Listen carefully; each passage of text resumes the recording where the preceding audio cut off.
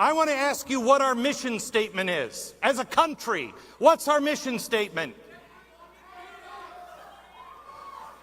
Okay, that's a bad idea asking because I can't understand any of you. Here is our mission statement. It's clear. It's the greatest mission statement of all time. It's the greatest words ever uttered. We hold these truths to be self-evident, that all men are created equal and endowed by their Creator with certain inalienable rights. And among these are life, liberty, and the pursuit of happiness. And why is government created? Government is instituted among men to protect those rights.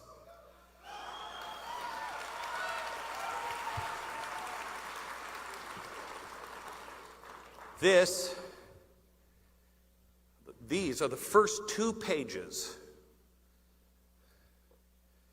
These are the last 2 pages of the original draft in Thomas Jefferson's own hand of the Declaration of Independence.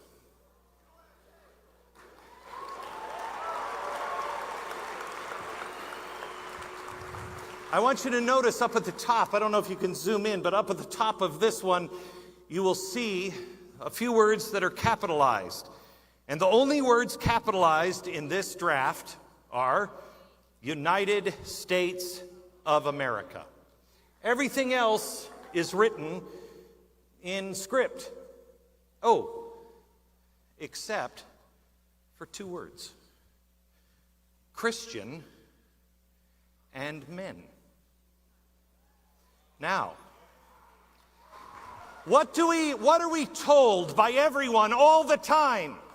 Our old dusty documents couldn't understand what we're going through today.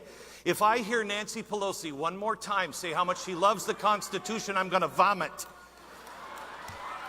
Everyone keeps telling us they're old dusty documents from the past, and our founders were nothing but white, racist, rich men. And Thomas Jefferson, you know, he was the worst of all of them. How could Thomas Jefferson write that all men were created equal when he himself was a slave owner? How did he not see that? He did. In the rough draft. I want to first point out that in the draft that finally made it, it says another word that is capitalized. Unanimous Declaration of the United States of America. Unanimous. Because before this was written, John Hancock said, guys, you know and I know, we want to break away from England. That's insanity. That's the greatest military force. That's like 5 of us going, hey, let's take on SEAL Team 6. It'll be fun. That's insane. And we have to be good, decent people. We have to be God-fearing people. We have to be on a righteous march. But we also have to be in lockstep. And if we disagree on anything, the king will find that sliver of light between us and worm his way in, and he'll break us apart. So, do we all agree? This declaration that Thomas is going to write has to be from unanimous consent. Aye. Everyone said aye. Kind of like that. So the first draft, Adams, Franklin, and Jefferson. Now let's go to the Christian and the word men. When I first saw this, I was blown away. How do I live in this country and not know this part of our history? The first draft, he capitalizes it. His handwriting is consistent through all of it, except for this paragraph, and it's in the usurpations part. The first part is, hey, look, King, we got to break up. I mean, usually I say it's not you, it's me, but this time, really, it is you. You suck. And you don't even know who we are. Then you get to we hold these truths to be self-evident, and what we believe government is supposed to be, and how a king doesn't work in that. And then it gets to, and you know what? You're always yelling at me because I don't pick up my underpants on the floor. And you're always yelling at me because of this, and you're doing this, and you're doing that. That's the usurpation. And he goes through a whole line of things that the king had done. But then his handwriting changes. And he said, worst of all, this Christian king, mocking the king, this Christian king violates the biggest, most basic right of all mankind. He takes a people who have never offended him on a far distant part of the world, and he scoops them up and he puts them in slave ships and he ships them across the sea. And if they survive this horror show, he then takes these men and sells them on the open market. It was insane at the time for anybody to say, that black man, that slave, is a man. Thomas Jefferson capitalized it and underlined it. That's a man. And what's happening here is wrong. And he goes on to say, and every time we try to stop the horror of slavery, he stands in our way. And now that we're fighting for our independence, our freedom, the people we want to free, he is now going to them and bribing them to kill us. That is the truth of our founding fathers. The only reason why that is not in the Declaration in the National Archives is because they voted it must be unanimous. Out of 13 colonies, how many were against it? 2. Our founders were racist? No, they're just like every other crowd. Out of 13, there'll be 2 or 3 that really suck. They were men that wanted to change the world. They were people that saw things differently. They saw things differently, and they did change the world. But these were men, these were great men. George Washington, at 8, I believe, wrote his own little diary, The Rules of Civility. How to be a man. Has anybody read it? Good for you. How to be a man. Who's even searching how to be a man, how to be a good man? He searched his whole life. When he was 13 years old, he received this. This is a compass, because he was a map maker. This is the only compass he owned his entire life. He had it at 13. He had it when he died. Every battle he was on, every time he opened a map, he had this. And what's amazing is there's a rub mark right towards the end where I think he held it his whole life as he thought. But a compass is about exactness. And that's who he was. He was a man of exactness. And I imagine him in my own mind holding this compass and rubbing it and thinking, what will free us? What will enslave us? What do I need to do? He served his whole life. He didn't want to. He was the kind of guy that when they came to him and said, hey, we want you to be in charge of the whole army, he said, I don't think you want that. I don't think you want that. In fact, I'm going to leave you guys alone so you feel free to say all the bad things about me, because I think that's a bad idea. He leaves them. He becomes the general of our army. He does it. He serves. He doesn't like it, but he does it. Everybody's against him. He has no chance of winning, none. He gets to the Delaware. He's lost everything from Boston all the way down. He's now retreating to Philadelphia. What a surprise, Congress has already fled. The weasels and the rats had already run away. And so he's coming to Philadelphia, pushed back from Boston to Philadelphia. And on one night, Christmas Eve, he receives the head of a drum from Thomas Paine, the guy who wrote Common Sense. And he's walking in the mud away from Washington. And he keeps hearing words in his head to the beat of the drum. He has no paper. So he looks at the drummer and says, "I need the head of your drum."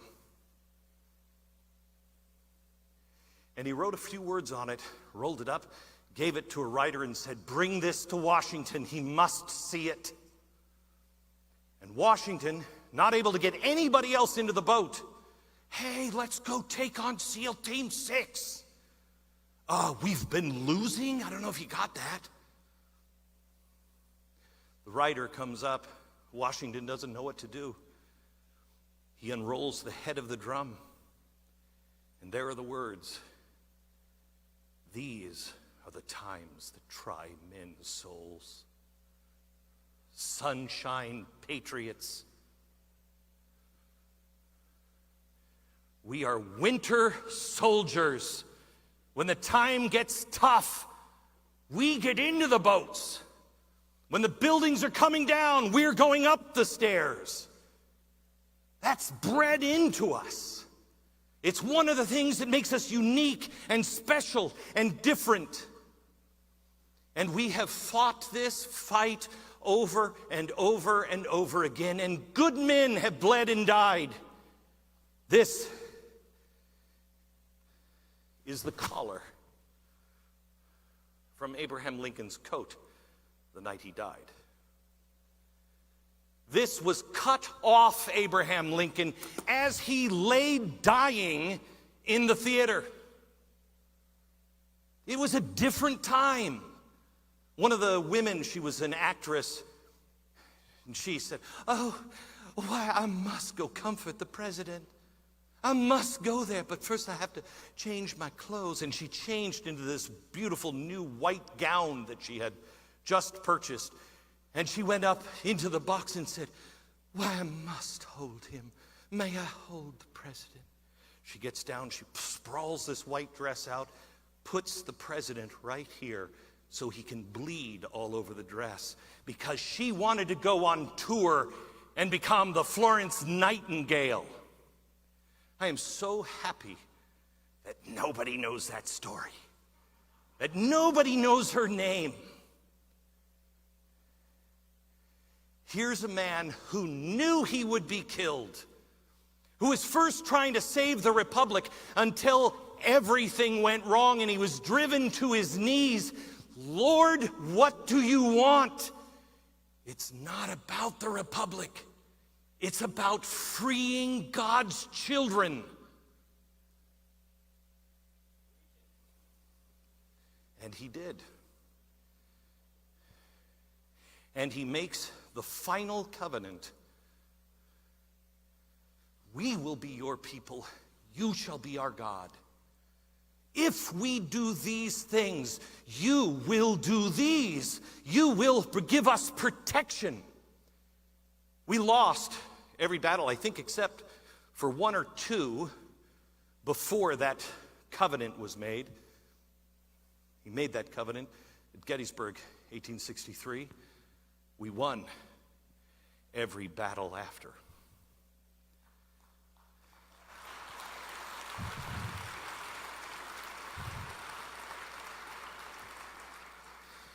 Lincoln thought things through. People say Lincoln didn't care about blacks in slavery. Really? Because this is a history changer. This is an original document in his own hand. from about 1856 or 7, where he is trying to work out, how do I explain that slavery is wrong? If person A, can prove, however conclusively, that he may have the right to enslave person B, why not snatch person B? And why not person B make the same argument, equally that, so he may enslave A? Well, you say A is white and B is black. It's color then. Oh, take care, writes Lincoln, because if you can slave the darker, then he who is lighter than you may be able to enslave you. No, it's intellect. Person A is smarter than person B. Oh, take care, because the person who comes in the room that is smarter than you then can enslave you. It's a new concept, and that's what we're all about. And we're about bravery, and we're about not our parties. We are about principles. We hold these truths to be self-evident. When Lincoln first came to Washington, he knew he was going to be killed. He had no idea how much they hated him. No idea.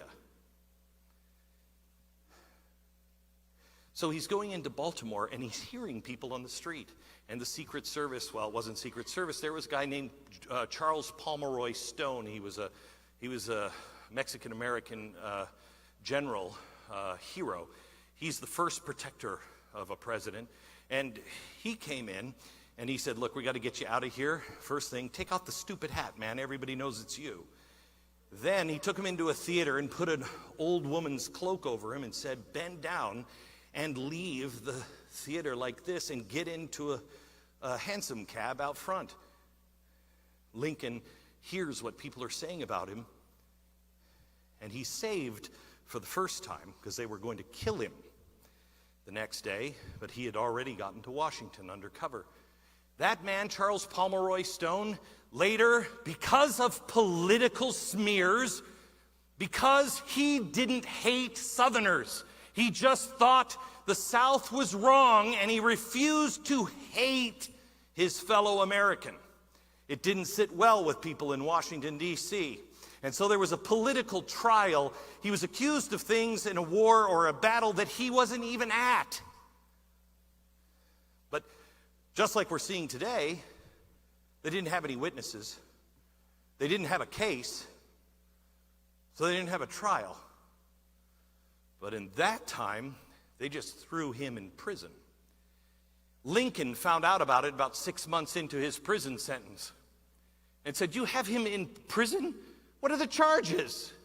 Release him, and release everybody that you don't have any charges on, that haven't had a trial. Release them. Well, Congress hasn't changed. They didn't listen. They didn't do it. 3 or 4 months later, Lincoln started to show his inner Donald Trump. He got him free. But his whole life had been so destroyed because he was smeared by the press and everybody in Congress that Charles Pomeroy Stone couldn't find a job. So he leaves and he travels the world, and he actually goes and he works in Egypt with the French. And he's there until about 1880 when he decides to come home. And when he gets home, he's like, maybe people have forgotten of what they used to say about me. Nope. Still couldn't find a job. Until about 1884, when he gets a knock on his door. He opens it, and there are 2 U.S. military men standing at the door. He said, what is it? Your country would like to know a couple of things. Were you in Egypt? Yes. And you worked with the French? Yes. And you're an engineer, too? Yes. Okay, we got to tell you, we just got this birthday present, and we got it from France, and it's ridiculous, and they just dumped it off onto our shore, and so it's sitting in a park in boxes and pieces. There's a big hand and a torch and then a head, and we don't know how to assemble it because everything is in French. Can you put it together? Can you build the stone base for it? Because Charles Pomeroy Stone knew that it wasn't the country that was against him. The people had gone astray. He said, I'll do it. This is the original purchase order signed by Charles Pomeroy Stone for the base, all of the stones in the Statue of Liberty. The man who the country had abused believed not in the people, not in Congress, not in the politicians, but in our mission.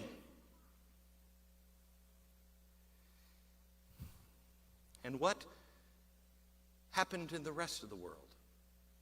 While we were fighting over here, have you ever seen George Washington crossing the Delaware? Seen it? Okay, George Washington crossing the Delaware. Can anyone tell me where the original is? Where? On the table. No, it's not here. But very good answer. It's actually not in the Met. That's a copy. It's not in the Smithsonian. It actually doesn't exist anymore. It was burned in Berlin when it was struck by Allied bombers in World War II. What? Were we loaning it to them? No. It was made by a German for the German people. Because in the late 1850s, this guy named Karl Marx said, you know what? I got this idea. We'll make everybody the same. And this painter had lived in America and said, no, that's the wrong direction. We have to be more like America. We have to be like them. Go home or pull it up on your iPad or your phone. Not now, that would be rude, but pull it up and look at it. You're going to find a woman, an African American, a Native American. You're going to find a farmer. You're going to find two presidents. You're going to find everybody in our society in that boat, because the painting's purpose was to teach Europe and the Germans, when we all volunteer to go into the boat because there's a great idea, it'll change the world.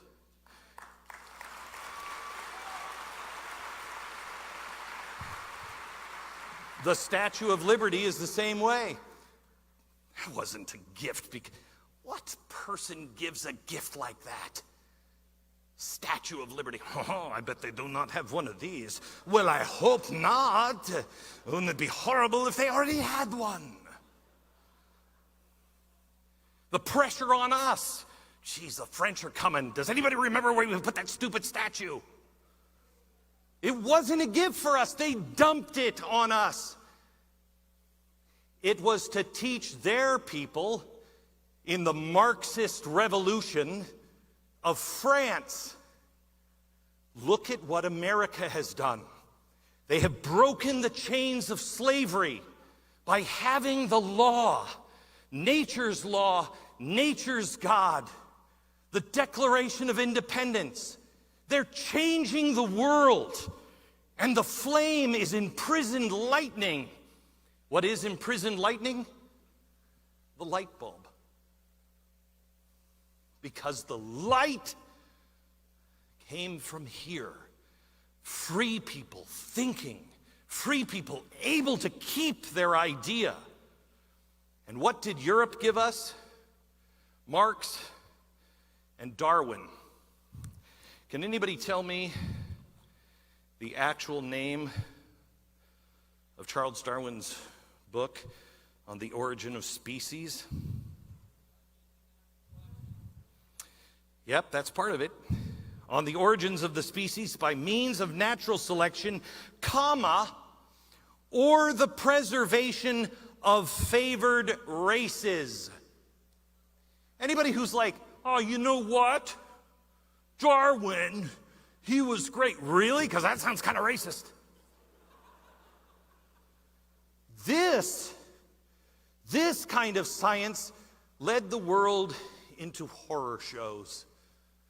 euthanasia, Mengele, the Holocaust, sterilization here in the United States, the progressive era at the turn of the century, which, I remind you, in this crowd, I am telling you, there is the next Abraham Lincoln, there is the next George Washington, there is the next Ronald Reagan, there is the next Donald Trump, somewhere in this audience.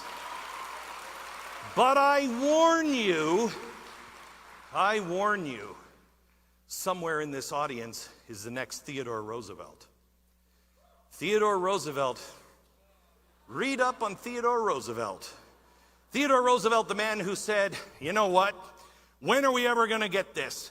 We can't just let people breed with whoever they want. I mean, we don't do that with our horses or our cattle. Why would we let our people do that? Oh, thank you, Teddy. He was the author of the progressive movement. There are progressives on the left and there are progressives on the right in the Republican Party. Be very careful. Learn history, or you will fall to the mercy of things like, hey, I don't like it, it's bad, we should ban porn. Bad idea, gang. That's a progressive. That's progressive thinking. You are for freedom. You are for liberty. You're for allowing people to make mistakes and suffer the consequences of those mistakes, but also rise to the greatness that only they can do. That's who we are. Otherwise, you fall into things that are horribly dark. This is Mein Kampf.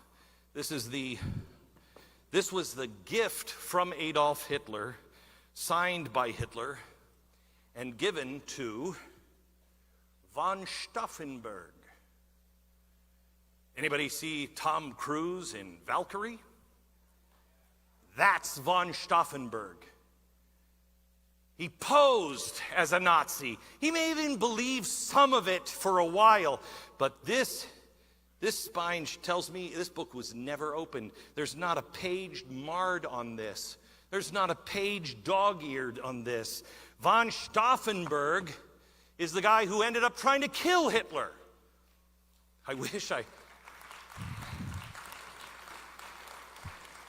I forgot to bring, I have the napkin that was around Hitler's neck when von Stauffenberg tried to kill him with shrapnel holes and bloodstains.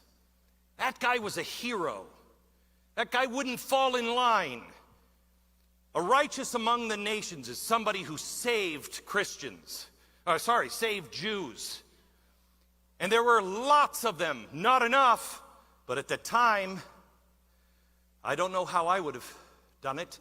My life, my family's life, if I even look out the window to see what's happening, if I ask a question, they'll execute my whole family. That takes guts. No, sorry. That takes one thing: knowing who you are before that happens.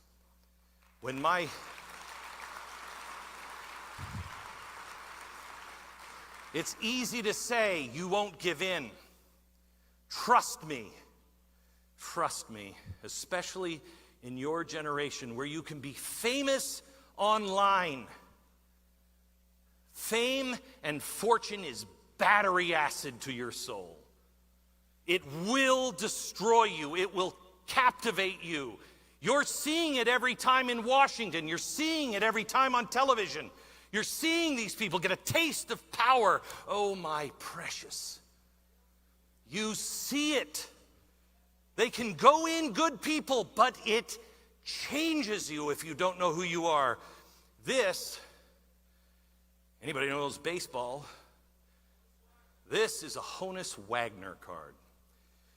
This is the most valuable card in all of baseball cards. Do you know why? He wasn't a great player per se. I mean, he was good, but it wasn't because of that. Because he was from Pittsburgh? No. I'm sorry you were from Pittsburgh. No, it's because not what's on the front, but what's on the back. What's on the back is an advertisement for Piedmont cigarettes. He didn't smoke. He thought it was immoral. They had already printed all of these. And he said, you can't put that out. I don't want kids thinking that I smoke or endorse cigarettes. They said, Honus, dude, you don't have that much juice. Just let these out. They've already paid for them. It's going to cause a lot of trouble. No. So they were destroyed. That's why this is famous. We only look at it because of the price, but he already paid the price. And it's a testament to who we need to be.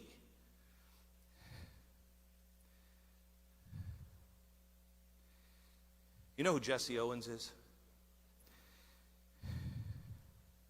Jesse Owens is the guy who went to the Olympics in Berlin. He's black. He was told not to go. He changed the world. He went. This is the Olympic torch from the Berlin Olympics in Nazi Germany. This is the torch that went into the stadium, and Jesse Owens was there. But you know who the real hero is? It's not necessarily Jesse Owens. It's the German who everyone believed was going to win. And he watched Jesse practicing his jump in front of Hitler, in front of Goebbels. This amazing German star came up to Jesse and said, "You're jumping too early. I'm going to put my towel down. Jump right at the towel." He backed up with Hitler watching. Jesse Owens jumped at the towel and won the gold. He was sent to the front. He was killed because he helped a black man. He helped an American. Hitler despised him for that. He shamed the German race. He talked to Jesse before he went to the front. He said, "The only thing that's important to me, I know I'm not coming back. Please, someday, tell my children who I really was." Some things are more important than fame and fortune. Big ideas, kindness, decency. That's much more important than anything else. And when you have a small government, because you're right, big government sucks. Big government sucks.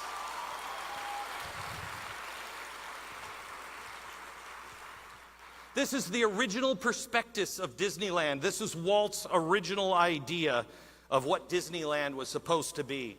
It wasn't ever shown anywhere until I purchased it a few years ago. Nobody had ever seen it. You might have seen the map that I'm not going to open up here, hand-colored by Walt Disney. He announced in 1954, "I'm going to build something that no one understands." He did it in the fall of 54. In the summer of 55, he opened that park. You couldn't get an environmental study done for the bees in that kind of time now. Why? Because big government sucks. This is freedom. Think of what we did when John F. Kennedy in the 60s said, "We're going to go to the moon, we're going to put men there, and we're going to bring them home safely, and we're going to do it in the next 9 years." That was insane. My father was born in 26. He told me, "Glenn, when we went to the moon, I didn't think we ever would go to the moon. It was impossible." Not in America, it wasn't.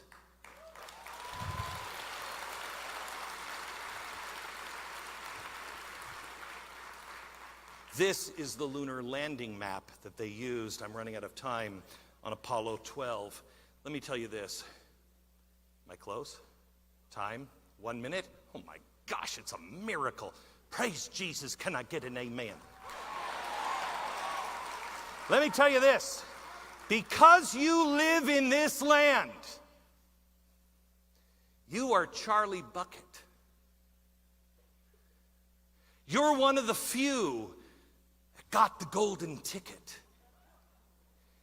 Willy Wonka's factory is open to you, a factory of dreams, a factory of ideas, of magic, because you're free.